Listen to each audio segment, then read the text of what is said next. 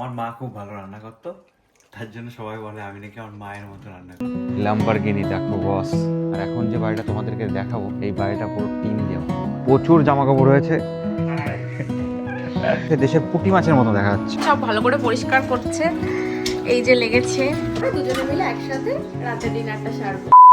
Good morning সবাইকে, আমি সৈকত Japan থেকে, আর আমার নতুন একটি ভিডিওতে তোমাদের সবাইকে অনেক অনেক ওয়েলকাম। আজ আমার ছুটি রয়েছে, ছুটির দিন কি করব কিছুই বুঝে উঠতে পারছি না, আর ভিডিওটা এখান থেকেই শুরু করছি। তো আজকে কোনো প্ল্যানিং নেই, কিচ্ছু নেই। সকালবেলায় বেরিয়ে গেছি একটু হাঁটতে হাঁটতে, মানে কি ডেলি রুটিন এটা আমার একটা, কিন্তু এখন সময়ের অভাবে হচ্ছে না বর্তমানে, কারণ জাপানে এখন অটাম চলছে, আর বর্তমানে জাপানে খুব মানে ট্যুরিস্টের আগমন, যার কারণে জব থেকে ছুটি, মানে একটু ছুটির টাইম পাচ্ছি না। তো আজ একটু ছুটি পেয়েছি, তো চলো যেতে যেতে ভিডিওটা কন্টিনিউ করি।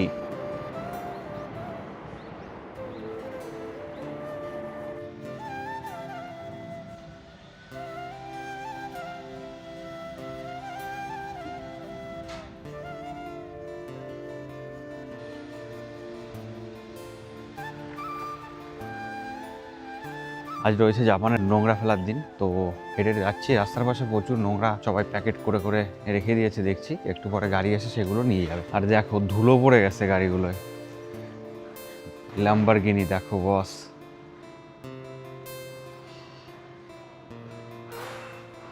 মানে এখানে গাড়ি চালানোর লোক নেই, ধুলো পড়ে গেছে গাড়িতে। বাড়ির সামনে যদি এরকম ল্যাম্বরগিনি থাকে, তুমি কি বসে থাকতে পারো? কিন্তু জাপানে কিন্তু সময়ের অভাবে এরা চালাতে পারে না, মানে এতটা পরিমাণে ব্যস্ত থাকে এরা। তো দেখো এই সাইডে কিছু নোংরা কেউ ফেলে দিয়ে গেছে, সেগুলোই এখানে কাক এসে তছনছ করে দিয়ে গেল জিনিসটা। মোটামুটি 4-5 কিলোমিটার হাঁটবো আমি, তারপরে বাড়িতে যাব। তো দেখো জাপানে কিন্তু রাস্তার কোণে এই ধরনের ছোট ছোট জিদো হানব্যাকি, মানে ভেন্ডিং মেশিন থাকে, সেখান থেকে তুমি কিছু কিনে খেতে পারো যে কোনো সময়। জাপানের অলিতে গলিতে এইরকম ভেন্ডিং মেশিন দেখা যায়। সবাই দেখো বাড়ির সামনে নোংরাগুলো প্যাকেট করে করে রেখে দিয়েছে, একটু পরে গাড়ি আসবে, গাড়িতে এসে তুলে নিয়ে যাবে গমিগুলো। জাপানে কিন্তু নোংরাকে গমি বলে জাপানিজ ভাষায়। চুলটা অনেকটা বড় হয়ে গেছে, চুলটা দেখি একটু কাটাতে যেতে হবে। তো আজ দুপুরবেলায় ভাবছি একটু চুলটা কাটাতে যাব, তোমাদের সাথে শেয়ার করব জাপানের চুল কাটাতে কত টাকা নেয়, কিভাবে কাটাতে হয়। কারণ এখানে জাপানের চুল কাটাতে একটা গল্প আছে কিন্তু আমার, মানে প্রথম যখন আমি জাপানে আসি, তখন অতটা ভালো জাপানিজ ভাষা বলতেও পারতাম না, আর বুঝতেও মানে অনেক প্রবলেম হতো। তা প্রথম আমি যখন চুল কাটাতে যেতাম, এতটা অসুবিধা হতো, মানে কি বলি, হয়তো ওরা বুঝতো না নাকি আমি বুঝাতে পারতাম না, এটাই হচ্ছে ব্যাপার ছিল আগে। তো এখন যাই হোক একটু পারি। তো জাপানে চুল কাটাতে গেলে ভয় হয় সবসময়, যারা নতুন আছে তারা জানে এই বিষয়টা, কারণ নিজের মতন পারফেক্টলি কখনো হয় না।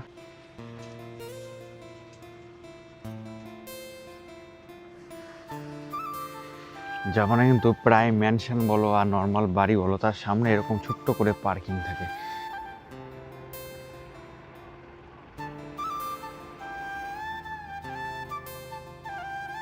বাড়ির দিকে যাই, সামনে একটা কোম্পানির থেকে একটু কফি নেবো, তারপরে বাড়ির দিকে যাব। দেখো এই সাইডে আমি তোমাদের একটা বাড়ি দেখাচ্ছি, একটা বাড়ি চোখে পড়লো, কত পুরনো একটা বাড়ি। জাপানে কিন্তু আগের বাড়িগুলো বেশিরভাগই মানে টিন দিয়ে হতো, আর এখানে যেহেতু ভূমিকম্প হয়, মানে যেসব বাড়িঘর দেখতে পাচ্ছ চারিদিকের, সব কিন্তু তোমার কাঠ দিয়ে বানানো। আর এখন যে বাড়িটা তোমাদেরকে দেখাবো, এই বাড়িটা পুরো টিন দিয়ে বানানো, আর টিন দিয়ে বানানো তো মানে অনেক পুরনো হয়ে গেছে, দেখে বোঝা যাচ্ছে। দেখো কত পুরনো, এখানে হয়তো মানুষ থাকে কিনা বুঝতে পারছি না। 11 থেকে একটা কফি নেবো, তো হত্ত কইনো রেগুরা অনেক আসে মাছ নিয়েছি আমার জন্য একটা ব্ল্যাক কফির, মানে এরকম ছোটো একটা কাপ দিয়ে দেয় 7-11, মানে যে কোনো কাউন্টারে গেলে এরকম ছোটো একটা কাপ দেয়, সে কাপ কিনে এই ধরনের মেশিন থাকে, কফি মেশিন, তুমি সেখান থেকে তোমার ইচ্ছা মতো তুমি কফি নিয়ে নিতে পারো। আমার যেহেতু ব্ল্যাক কফি, আর এখানে রয়েছে হত্ত কহি, আর আমার এটা হচ্ছে রেগুলার সাইজ, তো রেগুলার এরকম প্রেস করলে অটোমেটিক্যালি বেরিয়ে আসবে। তো এই নিয়েছি আমার কফি, সামনে পার্ক রয়েছে, পার্কে গিয়ে বসে কফিটা একটু এনজয় করব, তারপরে তোমাদের সাথে বাড়িতে গিয়ে দেখা হবে। দেখো কত জামা কাপড় হয়েছে,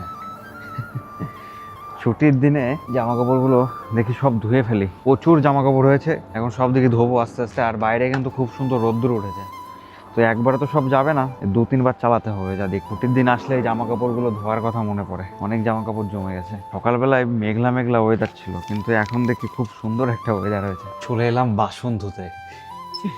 তোমরা কেউ ধাও বাড়িতে? জাপানে কিন্তু সব কাজ করতে হয় ভাই, আর আমি সব কিছুই করি। এখন কিছু থালা বাসন রয়েছে, সেগুলো একটু ধোবো।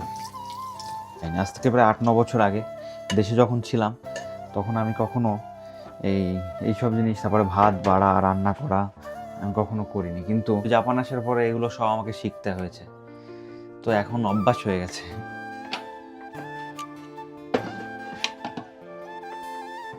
তো চলো, এটা 30 মিনিট মতন সময় লাগবে, তারপরে ভাতটা আমার হয়ে যাবে। জামা কাপড় তো ধোয়া কমপ্লিট হয়ে গেছে, এবার দেখি এক এক করে এগুলো সব নেড়ে দিই।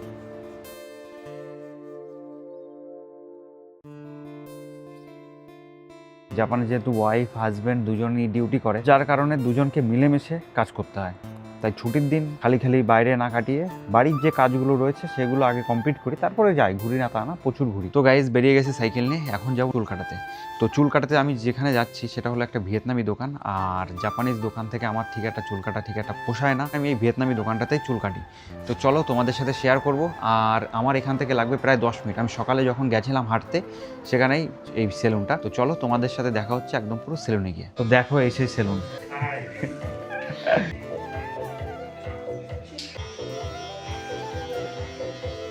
আর এই ছেলেটাকে দেখছো, কিন্তু খুব সুন্দর চুল কাটে, মানে যেমন বলি সেরকমই কেটে দেয়।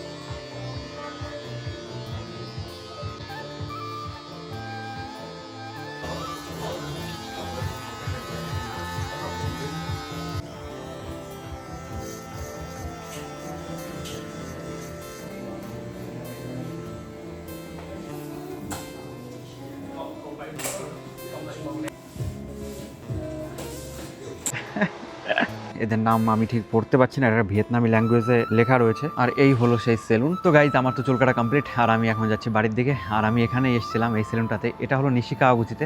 আর এখানে নিয়েছে মাত্র আমার 2500 জাপানিজ ইয়েন, যেটা আমার যদি ইন্ডিয়ান টাকাতে যদি আমি কনভার্ট করি, ওই ধরো 1300 থেকে 1400 টাকা মতন পড়ে। চুল কেটে বেরিয়ে তারই পাশেই একটা সুপার মার্কেট রয়েছে, সেখানে এসেছিলাম কিছু বাজার করতে। আর বৈশাখী ছিল আজকে ডিউটি, তো ও ডিউটি শেষ করে আসার সময় আমি কি বললাম কি যে তুমি এই স্টেশনে নেমে যাও, তো ও নেমে গেছো স্টেশনে।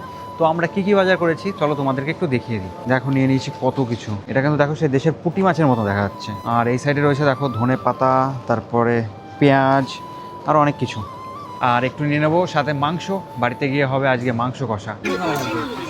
সৈকত এখানে রান্না করেছে লাল লাল চিকেনের ঝোল, যেটা দেখতে দারুণ ডিলিশিয়াস লাগছে।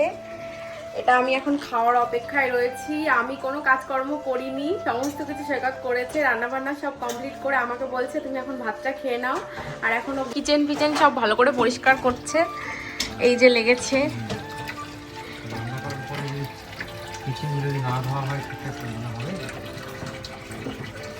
ঠিক আছে ঠিক আছে, তুমি করো। ও তাহলে কিচেন টিচেনটা পরিষ্কার করুক, আমি একটু বসে বসে আমার ফোনটা দেখি, আর তারপরে দুজনে মিলে একসাথে রাতের ডিনারটা সারবো। সৈকত রান্না বান্না সেরে স্নান করতে গেছিল, স্নান করে এসে খাবার টাবার গুলো গুছিয়ে নিয়েছে, আমাকে ডাকছে যে এবার খেতে এসো। আমি বসেই ছিলাম, মানে বসে ফোন দেখছিলাম। তো চলো দেখি ও কি করছে। এই তুমি খেতে বসে পড়েছো?